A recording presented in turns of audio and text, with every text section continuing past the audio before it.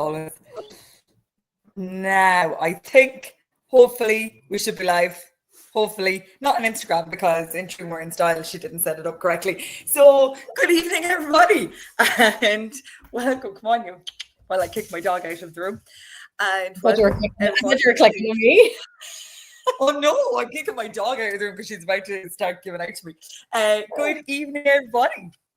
And welcome to the first episode that Sarah has left me in charge of, that I have messed up already, of the Double D Live. So first things first, I just have to give a thank you to Turf Stars, which is our sponsor of Double D's. And I would like to introduce you all to Sonya McAleer. Sonya, not that you need any introduction to any of the Equitas crew at this stage, but can you tell us a little bit about yourself, who you are, what you do, what you are up to? Hello. Thank you so much. I feel really honored to be the first co-host since Miss Sarah has went off on maternity. So very honored, very blessed. As always, love getting to do stuff with Equitas. And I mean, it wouldn't be us two without something not working. Like, look, it's fine. We don't get frazzled. It's okay. Who am I? I mean, I feel like that's like the world's biggest question that I still probably don't know the answer to. But I am a confidence coach, an ex-equestrian, and I am from Omagh in County Tyrone, and no longer horsey, which is mad that I'm sitting on an equestrian live stream or equestrian podcast and I'm no longer horsey, but we're going to talk about that today. But yeah, confidence coach and do different bits and pieces. Like, it's a big question. I love it. Well, look, we're going to work through it. We're going to figure this all out along the way. So, right. What's crack? What have you been up to this week? Was looking on Instagram. You had crazy busy, lack of sleep. Did I read 22 hours or something mad? My final count was 22. I got to bed at 9:30, 24, 26 and a half hours. Awesome. Yeah. So my week, the reason I'm like so unclear about what I actually do is because I was meant to finish on the farm. I've been working on the family farm for like 10 years or more. I was meant to finish on Saturday. Was meant to be like my official final day. My dad fell off a motorbike 3 weeks ago, and thankfully he's okay. He broke 5 ribs and his collarbone, and wow. So I'm now staying on for a little bit longer on the farm. But the jobs that he would normally do, like on the farm, like the night shifts and stuff that have to be done every now and again, he normally does that. So in fairness, he helped me. He was there with me, but like just in a supervisory capacity, I suppose. And so that's why, no sleep. So yeah, it was a exhausting weekend, but I mean, it's farming, you know that, like, so it happens that you have to do all-nighters. I tried to sleep, like, for the record, I did try to sleep during the day, but I think because it was bright and my body's like so far gone. So yeah, delirious come the end. So a very chill, quiet weekend was had. And just, I suppose now that I'm having to farm a wee bit more and I'm having to balance that around my other jobs because I do sales for a couple of other ladies and do my own stuff as well. So just balancing is where we're at the minute. Busy. But well, delighted. you know what? That actually leads really well into the first topic, which is actually balance, which I have discovered. Well, what am I talking about? What a load of shite.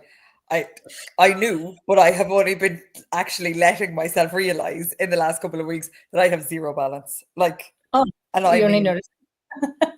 Oh yeah. Or like in my head, right? I was like, no, like I get to see my husband sometimes and spend a lot of time with my son because we're here and, you know, it's all fine. That'll be grand. And then this weekend I literally went, I don't think I do. In true Muireann style. Like, I'd love to know I don't know, like if anybody has Look, full life balance. I mean, you're never gonna, because your scales never they don't level out. And look, my business is called Inner Balance. I'm always striving for that because I spent so many Yeah. years in burnout. And I strive for that inner balance. And inner balance stuck when I came with that name most of it, because that is what I want to try and achieve to the best of my ability, to the closest that I can get those scales. And I do think we do move through periods in our lives where we have a little bit more balance and there is more downtime. But then when you're trying to achieve big things, balance doesn't exist and sacrifice has to happen. And Yeah. I'm now getting to stay on the farm. I'm very aware of my wording. I'm choosing to stay on. So I'm going to balance out things for me and take other things off my plate. And sometimes that's where I never found balance. I couldn't take stuff off my plate before. I thought I had to do it all. Okay. And then when I couldn't do it all, that's where you have like the constant feeling of failure. But it's, I suppose, to you, what does balance mean? Like what would be the ideal situation of balance if you asked yourself that? It's a really good question. I don't know. Do you know what I'd love? Right. So obviously, like I've been very open, I struggle working for myself because I struggle to regulate my hours, and I just work all of the hours because that's just the way my brain works and that's what I Because do. you're there. Yeah. Yeah. Yeah, I Shockingly get it. enough. So I love when I go to Claire's because I have like a set time to start, but I also Yes. know that I have a set time to finish. Like I So know when my jobs are done. I yeah. know I sweep the yard and then I'm done. Like that's my end time and it's grand. Mhm. And I'd love to be able to set myself enough boundaries, right? That I could go, okay, so not even if it's time boundaries, but if it's I have to do X, Y, and Z today. And when I get to Z, I'm finished. But now when I get to Z, I'm going, sure, like I'm just gonna research this for a minute, or I'm Yep. just gonna have a look at this, or and suddenly it's 11:30 and I'm like, why am I tired? Why am I Mm. tired all the time? I don't understand. Because I get up at 5:30 to go walking and then I stay up doing stupid things till 11 or 12 o'clock. So it's Where's not even, the time for you within that? but Like, that's what I mean. I've cut out that because, like, mm, I don't know if you can. I mean, no, you can't really. or- The sorry. horses are over here in that middle of the light thing. So my horses are literally out in the field, happy out, not bothering them. But I'm not riding them at the minute. So Mhm. my horsey time was always my me time. That was when Yeah. I stopped, my brain slowed down, everything stopped. And now And you're not. now I have been replacing that with walking. Okay. My nieces are very good. And I have a sister-in-law that lives straight across the road. And we go walking every morning. And despite the fact that I hate when the alarm goes off at 5:30, and I actually mean I hate very few things, but I hate hearing that bloody alarm. I love when I'm actually out and I'm going. And You're moving. because there's like a few of us doing it and we're chatting and we're talking, and like it never feels like, we're doing as much or is. So I am enjoying that. But I'd love to get better at going, okay, I'm done now. Let's, like, even the other day, and I was laughing at my mindset. Like if somebody said this to me, I'd be like, what are you doing? What are you actually doing? So Friday, if you haven't finished Mhm. school Thursday, Friday, my dad, in true and utter dad style, has done up this camper van, right? This Mhm. ancient thing, and he adores it, like adores it. And mom doesn't really adore it. No. So mom won't go so much in the camper van. Yes. I also have to be diplomatic in how I I phrase love these that. things. Yeah, I love that. Yeah, yeah. So dad was taking myself and Fionn fishing. We were going down to this fishery in Aughrim and Wicklow. And Fionn Mhm. was so excited because he's all into fishing at the minute. And dad was going to teach him how to do all these different bits and pieces. He was really excited. And I brought my laptop. And it wasn't until I went down there that I was going, what am I doing? What am I actually doing? Like, my dad and my son are down there in the sunshine having a little fish and a natter and a chat for themselves. And I was going to Mhm. sit my laptop. Bleh. So I put the It's laptop back in the bag and I yeah. had a little chat to myself and I went for a walk and I was like, no, that can wait. But I love that. to come switch it off. naturally. Yeah. Yeah. It takes work, more like it really does. I mean, I have been working on that. I've been working on it for a long time. And I have mastered it now. Like, but I mastered it after being completely burnt out and I convinced myself that it was perimenopausal.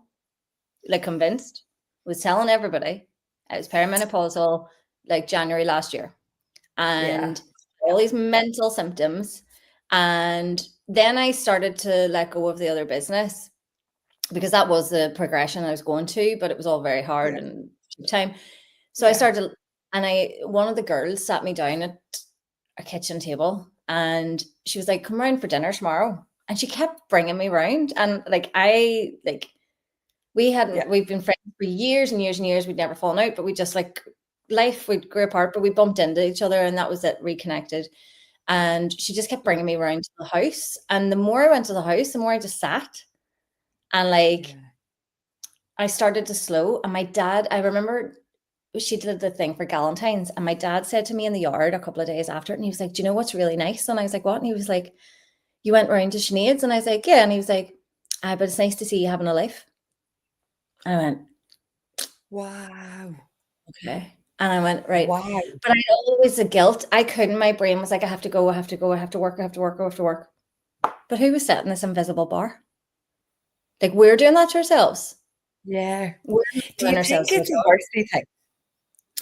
Like, I think it's so ingrained in us that we have to go and have to go and have to go. And it's like you're nearly in fear of being the lazy one or the one that's like, oh no, I am gonna stop.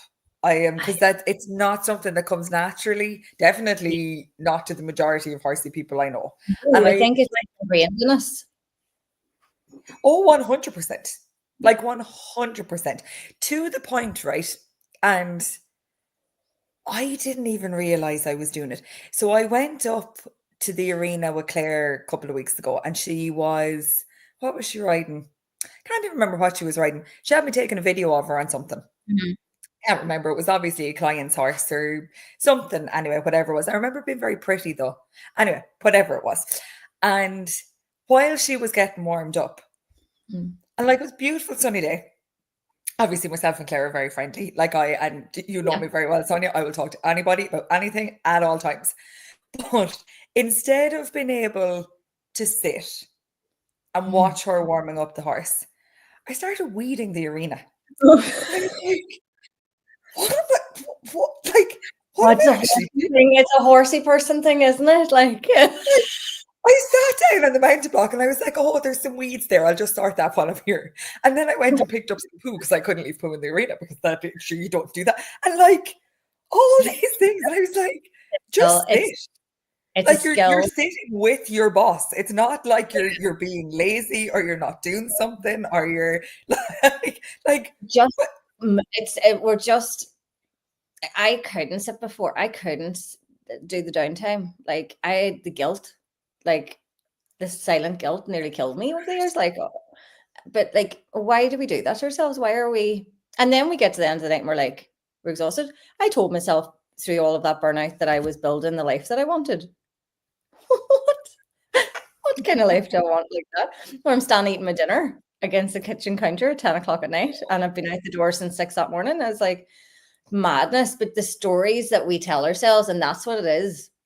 It's that inner chatter that, oh yeah, keep going. Oh, I better just do this wee thing. I'll just do this wee thing. Yeah. Now I'm all about like taking myself for coffee, taking myself in little solo dates. I make like Sunday, I get up and I have no farm and I haven't had the farm. Like I haven't been fit to get away from the farm in weeks. Yeah. So I was like, I didn't need to farm. I didn't need to do anything. I was like, I can go anywhere. I was like a kid. And I got in the car and I drove to Belfast and I tooted around the bookshops, took myself for brunch, took myself for coffee, didn't speak to anybody apart from anybody to order food or drinks. Had my AirPods. Sometimes isn't that lovely? Do you know when you're so like my favorite time of the day, right? Like my very, and obviously I live with my family, and my house is really busy all the time because we built onto the front of Porrick's mum and dad's house. Okay. So we live at the front of the house and his mum lives at the back of the house. But for anybody that knows Eileen, like Eileen is an absolute legend at the highest order. There is constant people in and out of our house. It's just a really busy house. And sometimes, sometimes my social battery runs out and I just have nothing left. And I go out in the mornings, right? And I just sit down with the horses. I don't do anything. I don't, 9 times out of 10, they ignore me because they're sick of my shit at that stage anyway. But I just sit and I just love it. Nobody's asking me to do anything. I'm not thinking like, what's Fionn going to have for breakfast? What are the lads at today? What do I need to do? Where do I need? That constant, as you say, that constant chatter in your head that's going all the time. That just doesn't stop. But do you think, like, it always fascinates me, right? So, the lads were slagging me here because I was saying, oh, I'd love to get an ice bath. And they're like, yeah, you do it once and that would be it. Like now I would actually use it once. That would be me. Like in my ADHD brain, I'd be like, yes. And then I'd realize it was really cold and I would never use it again. So there's no point in me getting an ice bath. I'm going to be real with myself on this one. But how much do you think that helps? Because I know you do it a lot. I do all the time, yeah. I'm probably overdue. Because I haven't, and I get to the point where I know I'm overdue. I have found it like an absolute game changer. Because what it does for me, like you're talking about the chatter, right? My mind is so busy all the time. It's like a million mile an hour, and that was the biggest problem, was switching that off. I can now step into my ice bath and it just brings me the quiet. It brings me the quiet in my mind. Whether I do the ice bath or go to the lakes, like my favorite place is the forest, because although I got really annoyed because all the people kept coming to my place. I was like, how rude. It's my lake. No. But it's like when I do it there, like you're surrounded obviously by the forest. It is as if you're the only person in the entire world. And like, I absolutely love it.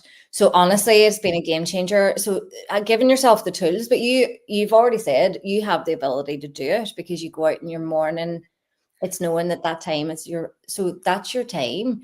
Like I would be setting yourself a challenge of like 5 minutes, set a timer on your phone, sit for 5 minutes without anything, no music, no phone, just sit. And like when you're trying to be still and stuff, your thoughts are still going to come. That's okay. You just let them go. Just like, oh, there's a thought, let it go. Not dealing with that right now. It's mad. I also came to realization in the last couple of weeks that I am never silent. Like I will always, shockingly enough, I know that's, I know. I was like, oh, thank goodness I'm sitting down for that information. Yeah. But like, if I go and do the food shopping, I'll have my headphones in. If I'm driving to work in the morning, 9 times out of 10, if I'm making breakfast here in the morning, I will have the telly on, but I'll also have a book on. Like I can't work in silence. I can't. The lads slag me all the time. It's a running joke. I don't I can't believe I'm admitting this out loud. I don't think that there's an episode of Judge Judy I haven't seen, because that is my background noise. I just have Judge Judy on all day. I love it. I love it. All day. It's ridiculous. But it's like there's something in my head that needs that. It's the stimulation. Yeah, I get it. I have only mastered the silence thing probably in the last 6 months.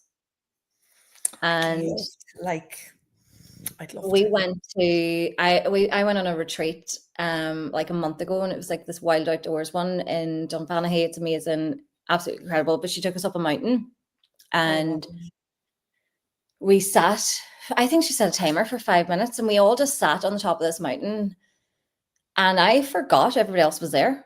And like we sat with our eyes closed, and I could hear like the seagulls like miles away, and there was like it was just one of the most surreal experiences of my entire life. I'm never going to forget it. But it was the silence. I could have heard a pin drop And it was as if nobody else was there with me. So I've only mastered this, like, so it's practice. It's finding the things that help you quiet your mind. I wouldn't have been fit to do like a meditation, and I like activity. That's like, this is the problem. I'm hardwired to go. So like I found like a walking meditation that I could do so I could still move. And it was like, right, it's still activating doing what I needed to do, but I'm moving my body. I'm not, it's finding the things and tweaking them for you. But yeah, the silence is massive. And we talk to ourselves. I was actually talking to Shane about this the other day, about like the number of thoughts that we have, and it's between 6,000 and 60,000 a day. And 80% of our thoughts are negative. And 95% of those 80% are repetitive. So we're telling ourselves the same shit over and over and over again. And see, once you're aware of that, it's just catching yourself. But I think allowing yourself to just be, there's an art to it. And like I probably went the other end of the scale. I'm like, so I'm gonna say the word, I'm like a loner. Because I'm going to just say it like that's what it's like, because I love my own company so much now. Like, you know what? I 100% the title of this podcast is going to be Judge Judy and the Loner. 100%. This is what we're going with. Like, I don't care. I don't own it. I love my own company. Love it. But I'm good in my own company now, and I couldn't have been before because the noise, the talk was all negative. Or I couldn't settle myself enough to sit. Like the ice baths are like the number one tool, I think, in my kit. Like the number one thing. I love it. I love how it makes me feel after. I actually love doing a dip before I go to bed now. So like when the sun's setting out the back of my house, and dopamine makes me sleepy. So then I get an ice bath, I get a shower, get my jammies on into bed, and I sleep like a baby. Oh. And then there's days like Christmas morning. I dipped every day in December, and Christmas morning, my sister and me went to the lakes, and she got into the back. We dipped. It took ages to get her in. She was like such a card. It was so funny. She like dipped a toe and then she ran back out, and I had her on video. I was like, what are you doing? She's like, no. And I was like, get in. So I like bully her into the water. And then after, she's in the back of the van getting changed, I'm changed, and Christmas music's pumping in the front of the van, right? I'm having a full scale rave to Christmas music, and she's like, what are you doing? I was like, the dopamine's hit me. It's like full rave, Christmas music, and I was like, love it. Like, I just love it. So it has like multi-purposes for me when I need that clarity of mind and quiet and still, it's there. And then if I need a boost of energy, it does. I just find this fascinating because, like, as much as I was slagging myself earlier on, like, I get that from horses. Yeah. That's where my dopamine hit comes from. Mm-hmm. I have said a million times over, and I will stand by it till the day they put me in the ground. If I didn't have horses in my life as a teenager and growing up, I would have been, I don't know where I would have ended up. Definitely with an awful lot more counselling. Probably should have had a lot more counselling along the way, truth be told. But like that, yeah, like it's mad because when I'm on a horse, I know that all I can think of is that horse. I can't worry about everything else. I can't change anything else in that moment because I'm sitting on the horse. So there's nothing else that I can be like, oh, I should have, or I could have, or I will, or so it's mad. Like I said to Claire, like I hadn't sat up on a horse in I don't know how long. And I said to Claire a couple of weeks ago, we have this gorgeous big show jumper. He comes and goes all the time, but he's an absolute monkey of the highest order. Like he tries to think he's scary, but he's not really scary at all. He does a really bad job of being scary, to be honest. And Claire said, "Come on, go for a hack." Well, I came back and I could have taken on the world because I know, obviously I know Claire so well, so I don't feel like I have to make that polite conversation. And you know that like there's times where we'll spend an hour hacking and we might say 4 words to each other, or we'll like chat the whole way up and the whole way back and the whole way around. But it's that real easy, comfortable silence. You know, when you work with someone for so long that you just fall into, and you're not trying to fill those random gaps. Like, but I just came back on. That was lovely. I feel better now. I go again now. That's your reset. Like and look, I think Yeah. there's also different horses give you different hits of dopamine. Like, Yeah. I was very lucky to have an amazing selection of horses, and they're all very special, but there's a few that just, no matter what you did, whether you jumped a cross pole or jumped a 130 or galloped her up the field or just took her for a hack, like she's the next level, and she just put a smile on your face, and like it didn't matter what you were doing, she just made you happy. And like she went out to another rider last year, and I was like, oh my God, please enjoy her so much, because she's just so fun. And she messaged me, she's like, oh my God, like she's just class. I was like, yeah, you don't have to try. She doesn't expect anything of you, and she just gives you everything.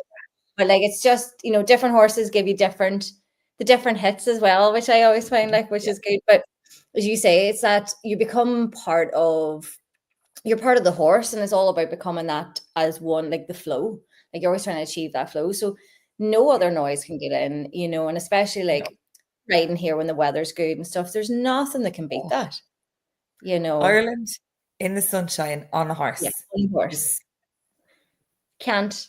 There's nothing that will ever top it. And I know I don't ride anymore, but like it doesn't mean I won't ride again.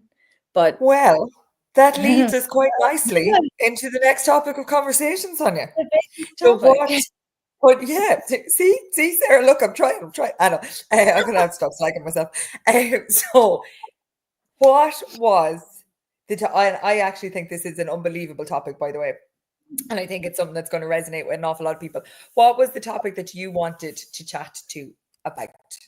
The topic I wanted to talk about was starting over, no matter what age you are. I love this.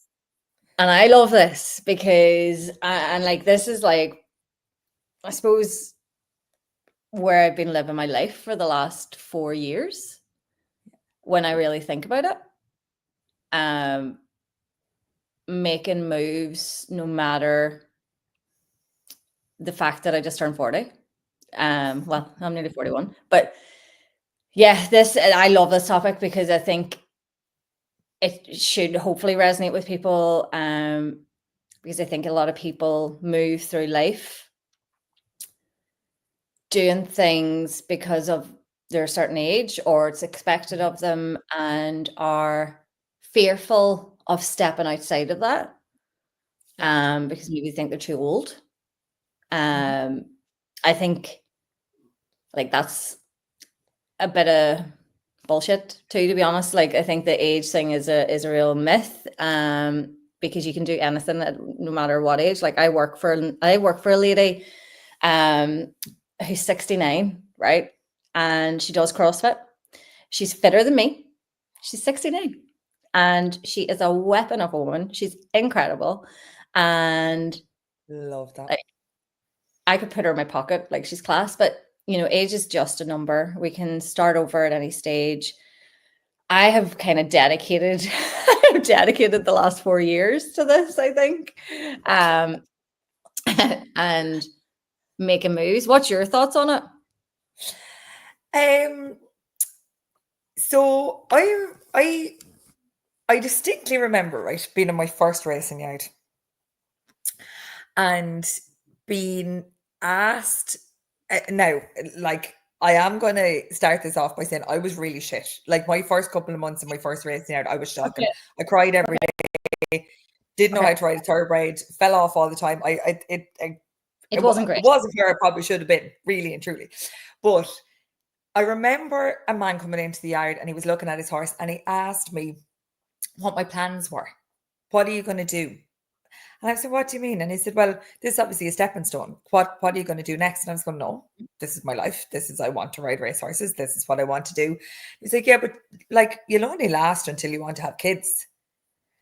And I remember getting really mad and really defensive and being like, well, if I want to have my kids and still ride race horses, that's it. Now, bearing in mind, I was 17. I was brazen. There was not man nor beast told me what to do when I was 17. I was a pup. But I got really, really defensive, and I was like, no. And then the older I got, the more I realized, do you know what? It is a choice, and it's a choice that I probably don't want to make. Like, I'm very lucky that I work in a pre-training yard. I don't have the pressure of the gallops. I don't have to ride out with 40 people all day, every day. I can pick and choose what I want to ride. Yeah.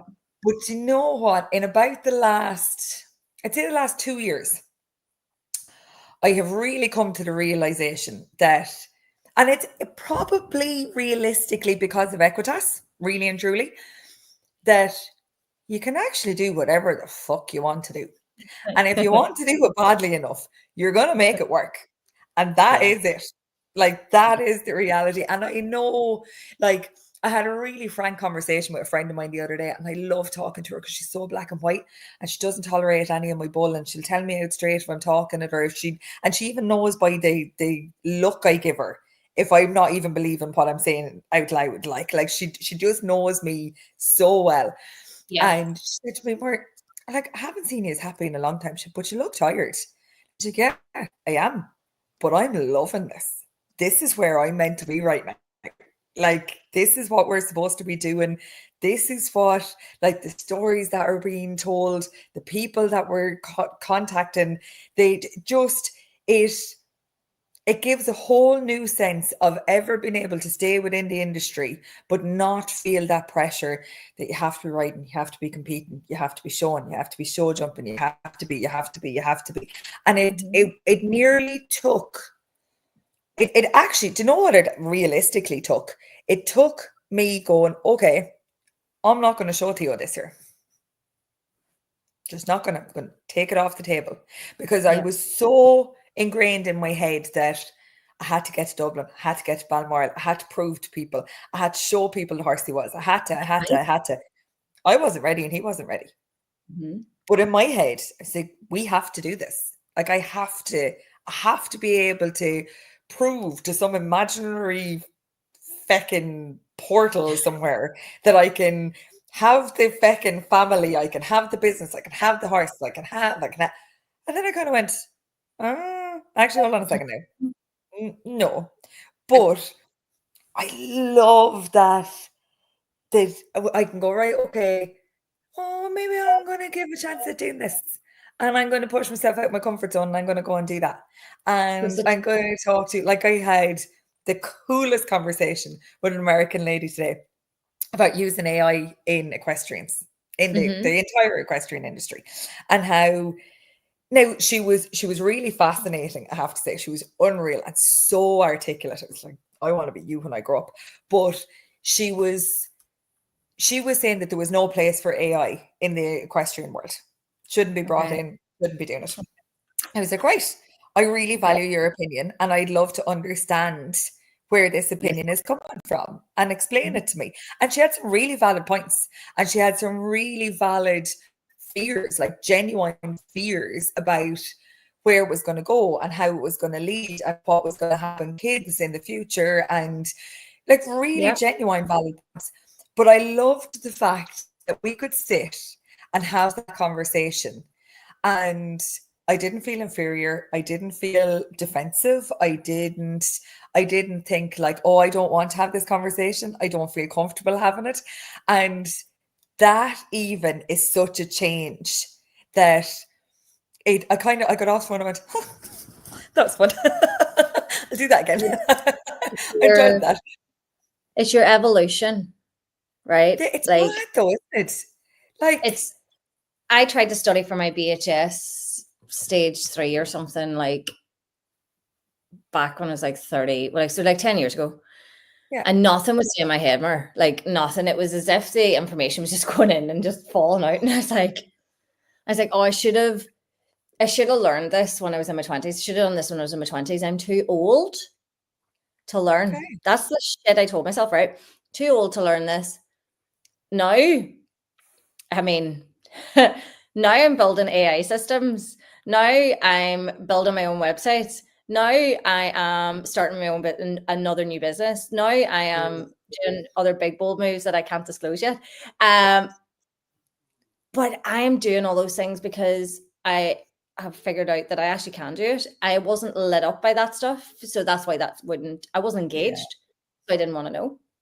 But I also stopped telling myself the story that I have to do this, I have to do that, I need to do this, and ticking these invisible boxes, like you say, some portal. Like we move through life thinking that there's this checklist that we have to follow by certain ages. Like I've always said I don't want kids, right? I love kids. I've always said I don't want kids. I had this weird internal breakdown for like, I'm going to say about 10 days when I was 35, where I was like, oh, I think I need to have kids. Like, what the fuck? Like, it was not a good 10 days. It was a emotional roller coaster. But it was like this weird societal pressure, because it was like, and my logic was, who's going to look after me when I'm old? Well, I can actually see where you're coming from, to be honest. But like, I'll live with you. No way he's looking after me when I'm old. I cleaned his room today. I was like, it's just the weird societal pressures that everybody puts themselves under. Like I was to get married and I decided not to get married. And I know it was the best decision for me. Lovely guy, wasn't the right situation. But I could have went on ahead because that was the thing to do. And people do go ahead with things in life, but people stay stuck in life because they're scared to start over. And they're not scared to fail. I think people are scared of people's judgment. Oh, 100%. You know, we're worried. I mean, I have moved past all of that. Like I've done enough work on myself that it only matters what I think. You know, I can't control everybody else's perception of me, but so many people are scared to go towards the new job or move out of a relationship or make the change. Like when I quit the equine industry, people didn't understand it. People still don't understand it. Like, and I think because as an industry, it's like you're in. Yeah. You know, we don't tend to leave, really, truly. You know, you can't half-ass it. You're horsey, but I fell out of love with it, genuinely. And I haven't really talked about this yet because I have been moving through it, and obviously I'm still on the farm, so I haven't really talked about it publicly a lot, but I fell out of love with it. And I was walking up that lane. I didn't want to even sit on a horse. And I was like, life goes past really quickly. And I felt stuck. Hand on heart, felt stuck. And I thought, I felt stuck when I was turning 30. I was like, 10 years has passed and I still feel stuck. And in a blink of an eye, I am going to be 50. Yeah. I want to have the same thought process that I'm still stuck. And everything I've moved through and all the changes, I'm getting to start over. But I think that's maybe what scares people too, because you feel like you're starting over from scratch, but you're actually starting over. Like, I actually know who the fuck I am now. Yeah. So and it makes moving huge. Yeah, because like I have all this wisdom, I have all this resilience, I have all this strength that I have gained through all the years, that actually making changes has become so much easier because I fucking know what I want now. And I know who I am. But I think like I love this topic of this because I think more people need to tap in to making the change. Now, I have to always do a disclaimer and tell people that I'm not telling them to walk away from weddings and marriages and all that there. And like, I laugh about it, but I am deadly serious because there was a period of time where a lot of people around me were calling off engagements after me. And I was like, did I start a movement? I am not condoning all of this.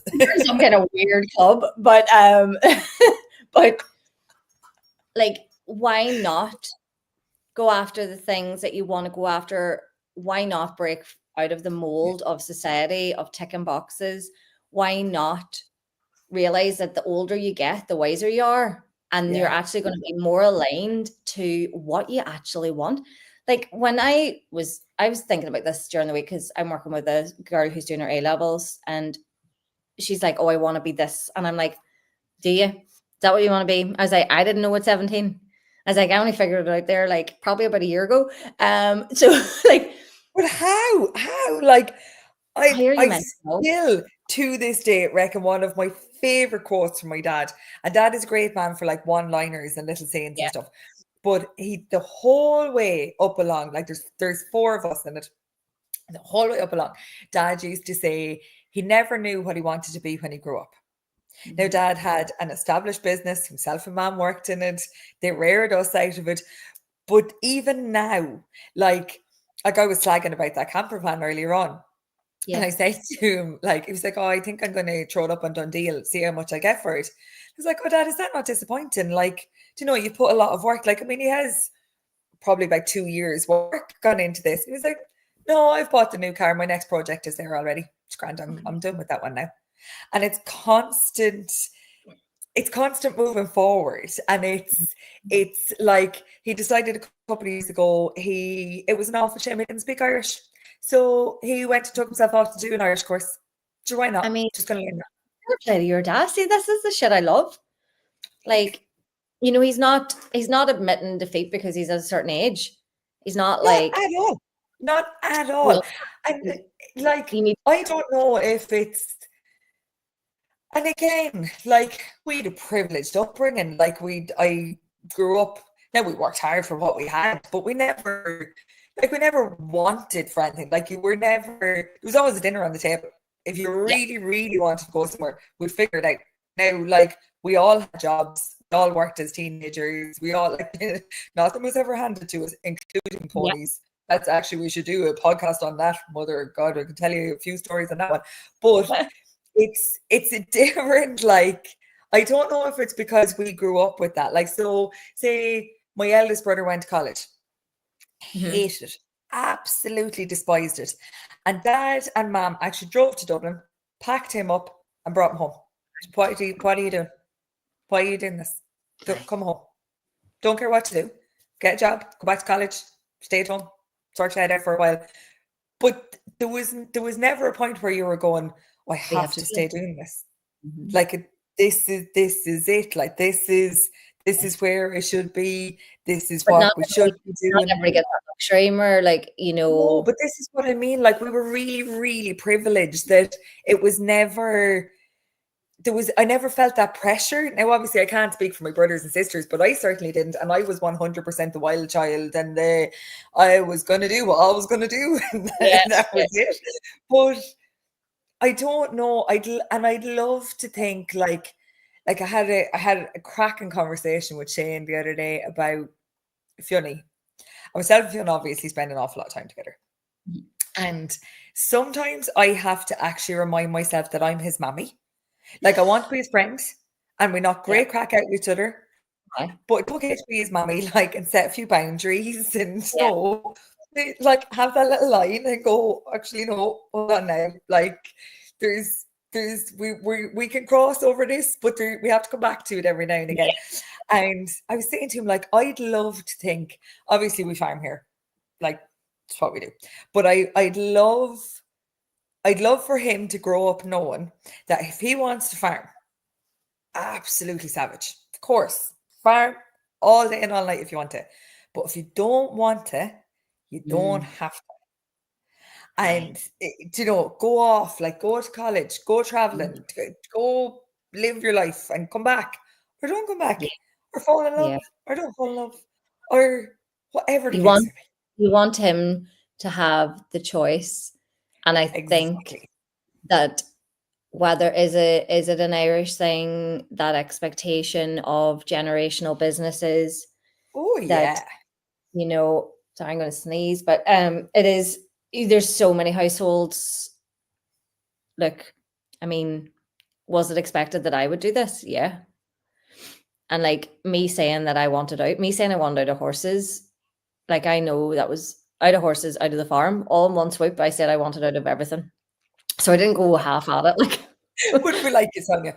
I'm gone. well, I'm going a big grenade, throw it in. I mean, look, you just hit a point. That's where I hit the point, and I was like, look, I'm in it now. let's go. I've done the thing. Throw the grenade and run like fuck. Like I think I'm running so much. It's so I can be fast to get out. like that was so hard. But I Yeah. know, like my mom's they're both so in my corner. Like I know Yeah. that, and all they want is me to be happy. But I suppose my granddad had the farm. My dad then took the farm, and it's like I don't have a brother. I'm the oldest. I've always done the farm. Like it's just been ingrained in me. I went in to do stuff today, and I'm having to explain to my mum, and I was just like, "Do you know, I'll just do it because I just know how to do it." I was like, "No, I'm like daddy," and that's so many skill sets, but it was just that a silent pressure, and I think so many families go through that and so many situations there. But I love that you're going to give him the options and let him make his own choice, like because he's not going to know at this stage. He has to go and do other things and get it Like, wrong and learn. as you said earlier on, who knows what they wanted to be when they're 17? Like, at 17, I wanted to join the army. Like, Can what? do you imagine you Like, being so what do you mean regimented? the army? Like, oh yeah, because I'm so good at that. Like, could you imagine? Like, no, just, Well, look, I think like, I think the structure would work for your brain. Like they'd be like, well, you have to get up. it actually would. And somebody else giving me structure would probably actually be really good for me, to be fair. Like, Jesus. I think it's an extreme option, but it would give you the structure. But yeah, like, Shock horror for Muireann to pick extreme options.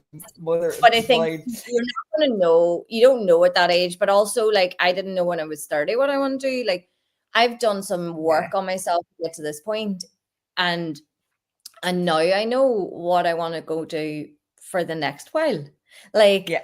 it doesn't mean that that's what I'm going to do for the rest of my life, but I have the choice, But and even that's what. that, Sonia, like even you saying that out loud there now, that it's okay to know what you want to do for the next little while, but it doesn't Mhm. mean you still have to be doing it at 70. No, Like like that realization. I didn't think. I said to somebody the other day in November, I was like already in June of this year. Like my brain was in June of this year, right? I was like, I need to, that's why I did the dip a day thing to bring myself Yeah. back, right? To get myself to be present. And I said to her, I was like, if you'd have told me in November what actually is happening and what's going on now, I would have laughed. And I said, because what's going on now was like not really a train of thought, but like way down the line, or it was probably something I thought, no, it's not going to happen. And it's mad, like things can change in a Oh, blink. But if you decide to live your life and be like, well, this is just how it is, or I'm too old to make this change, or such and such would think this, I mean, fuck it, just go and do it. just Like, do it. be adaptable. And look, there's no such thing as failure. Like, there isn't. It's all learning. And I don't have it all figured out, but like, I would much rather be this way, throw the grenades in. It's all for the greater good, and everything will always work out as it should. Yes. Yeah. And it's just Yeah. trusting yourself through it.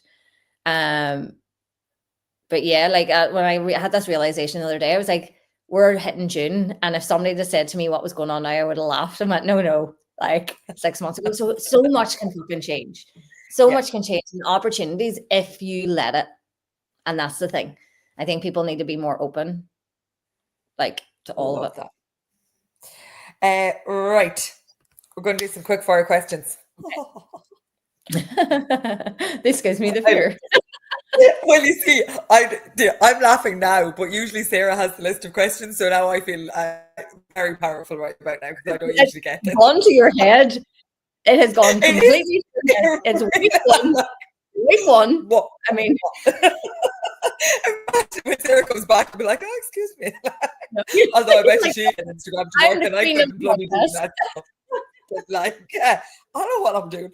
I'm going to say nothing yet because I have to get all of this on social media first before I start getting any bit cocky. Okay. Oh, who would your dream guest to interview be and why? Ooh. I don't know if I have. Oh, I you know, do actually. who would it be? I would love, and this is a complete cheat, I would love to interview. Do you remember Dina Mearson? She was on for the International Women's Day event. Oh, She yeah. was in there. I would love to sit down and do a deep Yeah. dive with her. Like, she fascinated me, that lady. Yeah. Like, She was on. oh, absolutely unreal. I would love to interview Mary Peters. Oh, good call. Yeah. I have actually met her, like, and said hello on a couple of occasions, but like I would absolutely love to interview her. Like, what a woman, Yeah. like.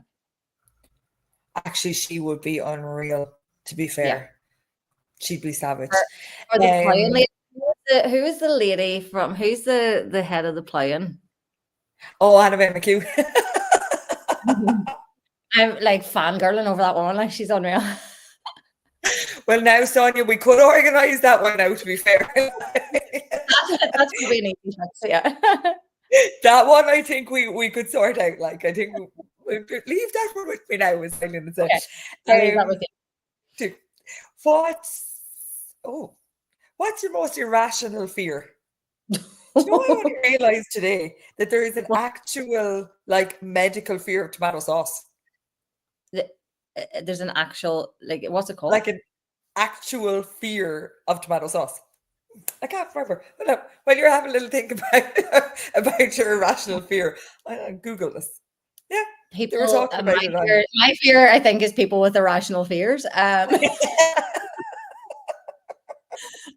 don't know. Oh no, no, I know the answer to this. But I don't know if it's irrational, right? But it's weird. I'm gonna say it. I don't care anymore, right? I have a fear of birds, right?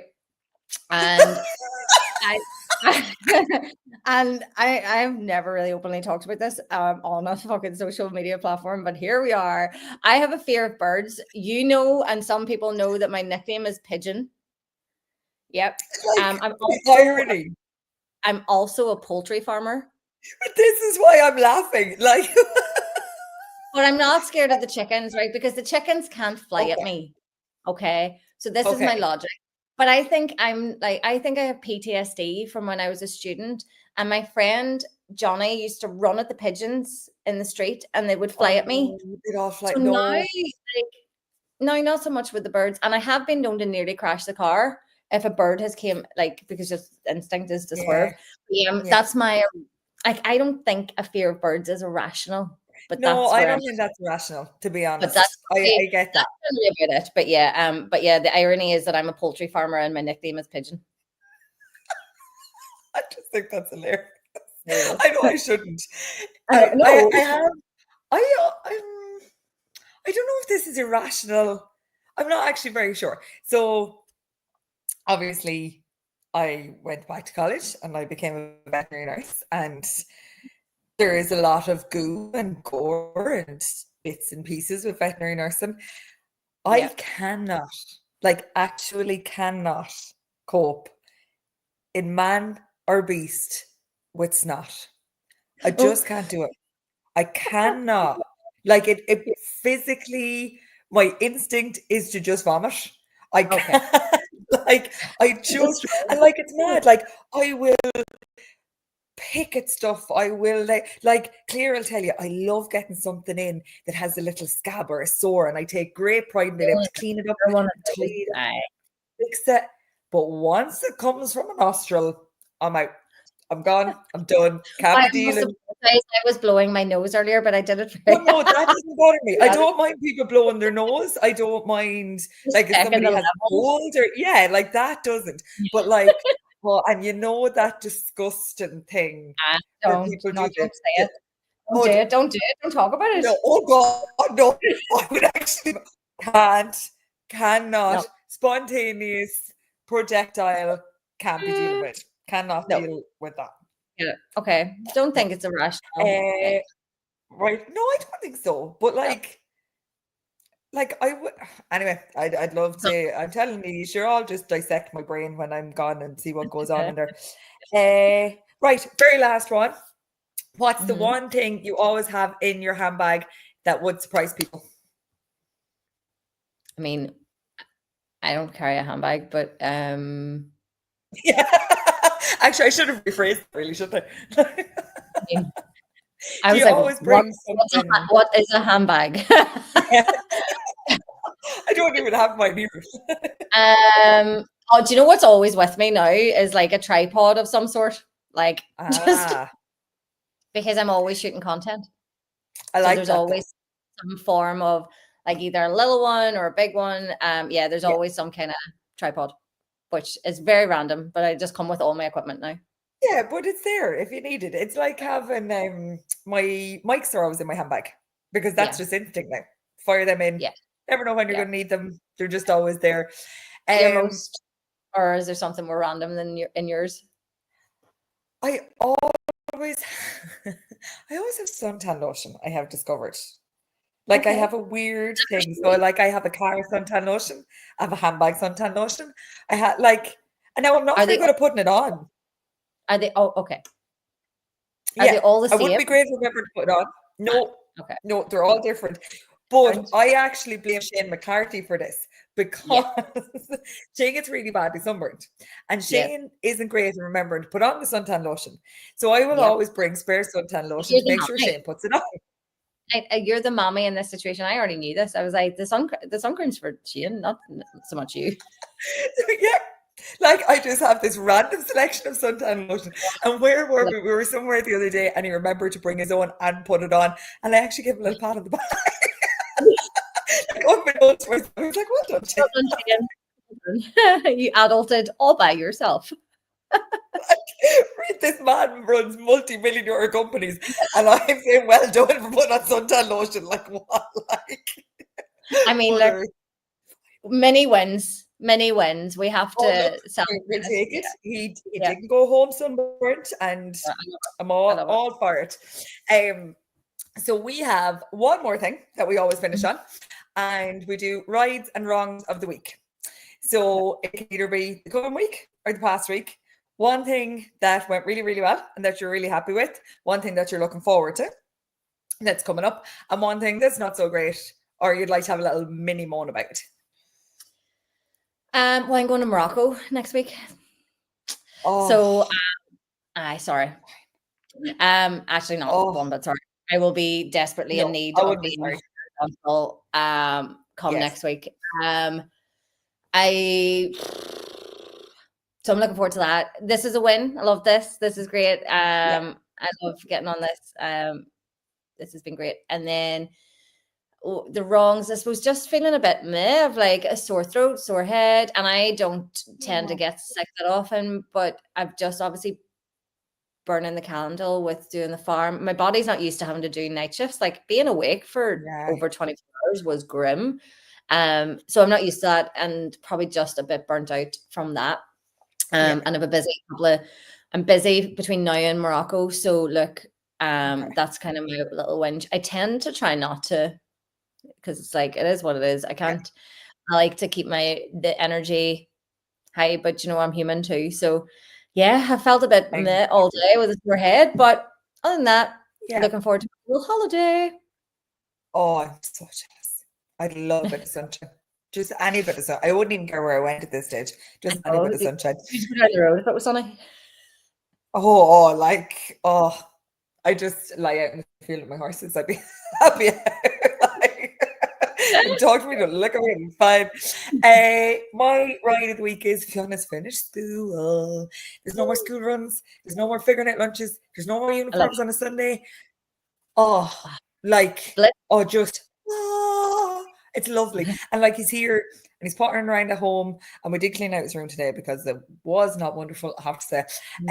It's getting that teenagery twang, which I'm just getting accustomed to, not used to that yet. And I don't actually really have a wrong for this week. Claire's away on her hollybobs, so I'm in the yard a few days this week, and I'll go in and feed in the morning, and I'll sit down and have my little mug of coffee, and I love that. Yes, bit of the day, and listening to them eat. Just listen to me, and everything is contented, and she's left me color-coded day-by-day lists. She knows me so well. I'm just happy place. So yeah, I'm just kind of looking forward to being in the yard for the next couple of days, to be honest. That's kind of it. And I was very excited about this evening. My apologies for anybody that wanted to watch this on Instagram, but I'll stick this up on Instagram later and I'll have it figured out for next week. It'll be fine. We'll figure it out. It's okay. Yeah. Thank you so much, Sonia. As always, absolute pleasure to be talking to you. Loved it. Thanks for having me on, and thanks for letting me be the first little co-host since Sarah. Like, it's big shoes. Big shoes. Very big shoes. shoes. I just have to make sure I don't mess up any of the rest of this carry on now. I'll be fine. We'll never be allowed to do it ever again. No, Sarah's going to take back over. Double D's. It's not going to go well. But thank you, everybody, for joining us. Sonia, again, absolute unbelievable pleasure. Love talking to you as per usual, and we'll see you all again next week. Thanks. See you later.